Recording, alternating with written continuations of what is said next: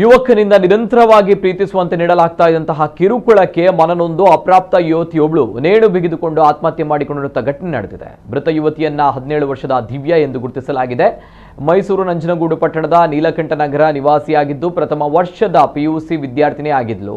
ಆದಿತ್ಯ ಎಂಬ ಯುವಕ ದಿವ್ಯಾಳನ್ನ ಪ್ರೀತಿಸುವಂತೆ ನಿರಂತರವಾಗಿ ದುಂಬಾಲು ಬಿದ್ದು ಕಿರುಕುಳ ನೀಡುತ್ತಾ ಇದ್ದ. ಈ ಕಿರುಕುಳದಿಂದ ಮಾನಸಿಕವಾಗಿ ನೊಂದ ದಿವ್ಯಾ ತನ್ನ ಮೇಲೆ ನಡೀತಾ ಇದ್ದಂತಹ ಅಸಹ್ಯ ವರ್ತನೆ ಕುರಿತು ಪೋಷಕರಿಗೆ ಮಾಹಿತಿ ನೀಡಿದ್ಲು. ಹೀಗಾಗಿ ದಿವ್ಯಾಳ ತಂದೆ ಗುರುಮೂರ್ತಿ ಆದಿತ್ಯನನ್ನ ಕರೆದು ಕಿವಿ ಮಾತು ಕೂಡ ಹೇಳಿ ಮಗಳೊಂದಿಗೆ ಇನ್ನು ಮುಂದೆ ಸಂಪರ್ಕಿಸಬಾರದು ಎಂದು ಎಚ್ಚರಿಕೆ ಕೂಡ ನೀಡಿದ್ರು. ಆದರೂ ಆದಿತ್ಯ ತನ್ನ ವರ್ತನೆಯನ್ನು ಬದಲಿಸಿಕೊಳ್ಳದೆ ನಿರಂತರವಾಗಿ ದಿವ್ಯಾಳಿಗೆ ಕಿರುಕುಳ ನೀಡ್ತಾ ಇದ್ದಾನೆ.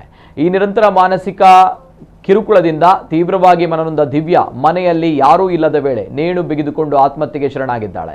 ವಿಷಯ ತಿಳಿದ ಕುಟುಂಬಸ್ಥರು ತಕ್ಷಣ ಪೊಲೀಸರಿಗೆ ಮಾಹಿತಿ ನೀಡಿದ್ದಾರೆ. ಘಟನೆ ಸ್ಥಳಕ್ಕೆ ಭೇಟಿ ನೀಡಿದ ಪೊಲೀಸರು ಮೃತದೇಹವನ್ನು ಪರಿಶೀಲಿಸಿ ಮರಣೋತ್ತರ ಪರೀಕ್ಷೆಗೆ ರವಾನಿಸಿದ್ದಾರೆ. ಪ್ರಕರಣಕ್ಕೆ ಸಂಬಂಧಿಸಿ ಮೃತ ಯುವತಿಯ ತಂದೆ ಗುರುಮೂರ್ತಿ ನೀಡಿದ ದೂರಿನ ಮೇರೆಗೆ ಆದಿತ್ಯ ವಿರುದ್ಧ ಪ್ರೀತಿಸುವಂತೆ ಕಿರುಕುಳ ನೀಡಿದ ಆರೋಪದಡಿ ಪ್ರಕರಣ ದಾಖಲಿಸಲಾಗಿದೆ.